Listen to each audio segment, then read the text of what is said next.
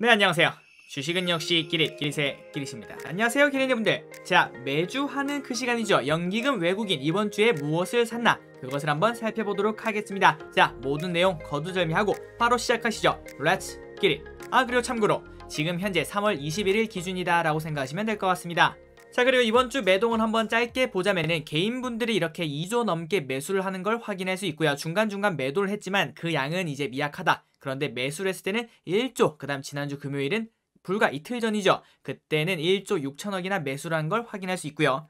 그 다음에 외국인은 이렇게 지속적으로 매도를 하고, 그 다음에 기관 또한 이렇게 매도를 하는 걸 확인할 수 있고, 그 다음 플러스 연기금 같은 경우에는 첫날 월화 같은 경우에는 조금 매수를 했습니다. 그래서 우리가 생각하기에는 조금 돌아오나 라는 생각을 했지만, 하지만 응 아니야 라고 말을 하면서 3일 내내 그 수요일날 이틀 동안 산 거보다 더 많이 팔았고요. 그 다음에 목금에도 2천억 정도를 매도를 하는 모습을 보여주고 있습니다. 아직까지 지속적으로 외국인과 기관, 특히 연기금이 돌아오기에는 조금은 멀었구나 라고 생각을 해볼 수 있을 것 같습니다. 자, 그리고 최근 코스피 차트인데요. 이걸 보시면은 조금은 갑갑할 수도 있습니다. 하지만 이거는 그냥 제가 이렇다라고 확정시키는 게 아니라 그냥 이런 시각도 보시면 좋을 것 같습니다 라고 말씀을 드리는 건데요. 자, 그게 바로 뭐냐, 이걸 보시면은 고점이 낮아지는 거를 볼 수 있습니다. 하나, 둘, 셋. 여기서 보이실 겁니다. 그 다음에 저점 또한 하나, 둘, 셋 조금씩 낮아지는 걸 확인할 수 있죠. 그렇다면 지금 어쩔 수 없이 조정 중이다라고 인정을 할 수밖에 없고,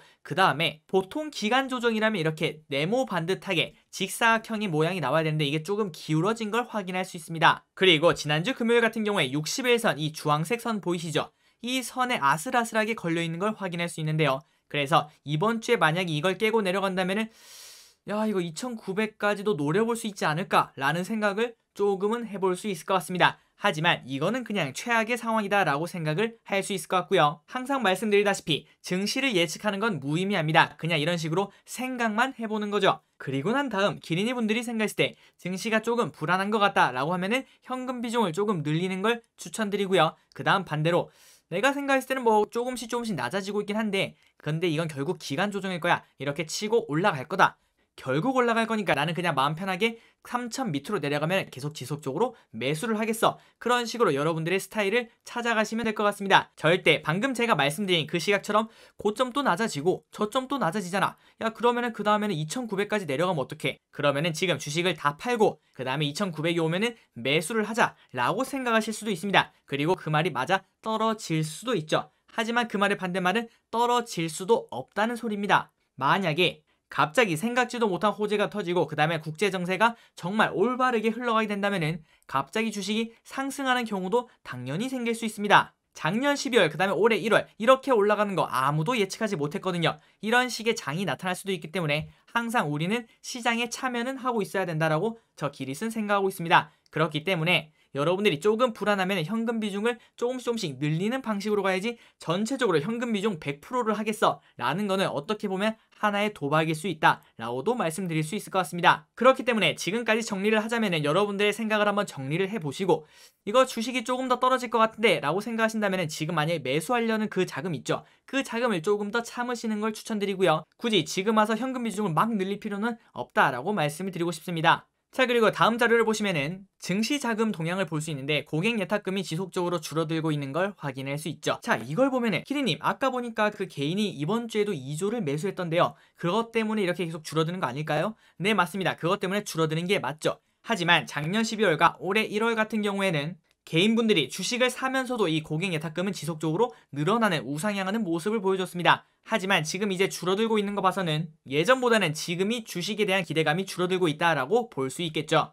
그래서 이 부분을 다시 해석하자면 투심이 좋지 않다라고도 해석을 할 수 있을 것 같습니다. 그런데 이 신용장구를 한번 보도록 하겠습니다. 자, 신용장구를 보시면 떨어지는 게 아니라 계속 오른쪽으로 기고 있는 것을 확인할 수 있죠. 그래서 이 부분은 잠재적인 리스크일 수도 있다라고 생각을 해볼 수 있을 것 같습니다. 이제 주식을 시작한 지 얼마 안 된 기린이 분들에게는 이 신용장고의 무서움이 조금은 아직 없다라고 생각을 해볼 수 있을 것 같습니다. 그 이유는 아직 경험을 해보지 못했기 때문이죠. 그런데 보통 1년에 한 번 혹은 2번 정도는 신용장고를 털고 올라가는 움직임이 나오고 있습니다. 그 말이 무엇이냐, 단기적으로 주가가 쭉쭉 하락하는 모양을 보여준다라고 볼 수 있겠죠. 그리고 여러분도 아시다시피 신용장고가 높다는 거는 그 주식 시가총액에 신용으로 잡힌 물량 물량이 많다라는 거죠. 그런데 주가가 떨어지면 그 물량이 반대 매매가 터지게 됩니다. 그러니까 제가 팔고 싶지 않아도 증권사에서 너 이거 갚을 돈 없지? 그냥 내가 판다라고 하고 그냥 시장에 던져버리는 거죠. 그런 상황이 되면은 하락이 하락을 부추기고 또 하락이 하락을 부추기는 그런 상황이 펼쳐집니다. 그래서 보통 반대 매매가 터지는 날에는 코스닥 같은 경우에는 마이너스 10%, 마이너스 20%까지 나오는 종목이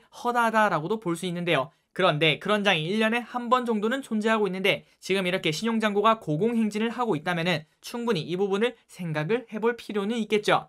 그런데 위에 말씀드렸던 대로 이것 때문에 모든 주식을 판다라고 생각을 할 수는 없을 것 같습니다. 그냥 현금 비중만 조절하시면 될 것 같아요. 자, 그리고 벌써 3월이 끝나고 있습니다. 이번 주가 지나면 이제 4월이 가까워졌는데요. 그런데 이제 5월에는 이런 뉴스가 있죠. 5월 3일 뭐가 되죠? 공매도가 시작합니다. 그래서 많은 분들이 고민을 하시는데 5월달이 되면 그럼 주가가 쭉쭉 떨어지나요? 라고 생각을 하실 수 있습니다. 하지만 제가 경험한 바로는 보통 이 5월에 빠지지 않습니다. 그 전에 빠질 확률이 조금 존재하고 있겠죠. 항상 주식은 뭐라고요? 선반영입니다. 선반영. 어쨌든 이제 공매도 시작이 한 달 정도 남았다라는 것도 체크를 하셔야 될 것 같습니다. 그런데 한 번 더 말씀을 드려야 될 것 같은 부분이라서 이렇게 적어봤습니다. 하지만 언제 올지 모르는 지진 때문에 지진이 언젠가는 올 수 있습니다. 하지만 언젠지 모르죠. 매일매일 불안에 떨면서 잠을 뒤척일 필요는 없다라고 생각을 해볼 수 있겠죠. 그래서 어느 정도의 현금 비중만 항상 들고 있자.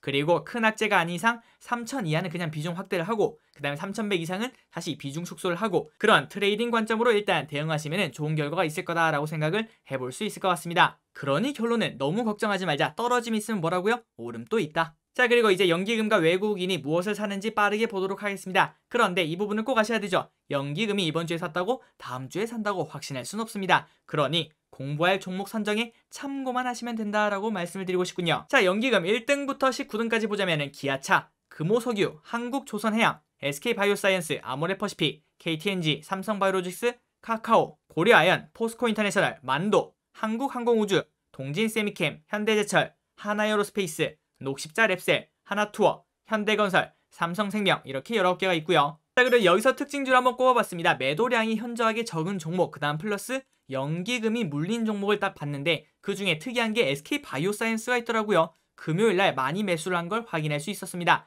그리고 한국조선해양, 삼성바이오로직스, 하나투어, 하나에어로스페이스, 고려아연, KTNG 여기 보시면 약간의 공통점을 찾을 수 있었는데요. 최근 차트상 조금 떨어진 애들 위주로 이렇게 사고 있는 걸 확인할 수 있었습니다. 자, 그리고 외국인도 마찬가지로 이번 주에 무엇을 많이 샀나? 네이버, 기아차, SK텔레콤, HMM, 신풍제약, 카카오, 삼성전자, 하나금융지주, 삼성전기, 박셀바이오, 효성TNC, 카카오게임즈, 신한지주, 한국전력, DB손해보험, 아모레퍼시픽 이렇게 있는 걸 확인할 수 있고요. 그리고 연기금과 외국인이 같이 매수를 한 거는 기아차가 있었고 그 다음에 아모레퍼시픽이 존재하고 있다라는 걸 참고하시면 될 것 같습니다. 이 두 개는 쌍끌이 매수를 했군요. 그리고 특징주를 보면 매도량이 적은 종목, 그 다음에 외국인이 물린 종목을 봤더니 SK텔레콤 지속적으로 계속 있는 걸 확인할 수 있습니다. 외국인의 최애픽이다라고 생각할 수 있는데요. 그리고 효성TNC, 삼성전기, 한국전력, 아모레퍼시픽이 있는 걸 확인할 수 있습니다. 자, 지금까지 이번 주 코스피의 흐름, 그 다음에 코스피의 매동을 살펴보았고요. 그 다음 플러스 외국인과 기관이 무엇을 매수했는지 그런 것도 살펴봤습니다. 자, 이번 주 한 주도 모두 양봉 하시길 바라고요. 지금까지 같이 공부해주셔서 진심으로 감사합니다. 지금까지 기리셨습니다. 남은 주말 좋은 주말 되시기 바랍니다.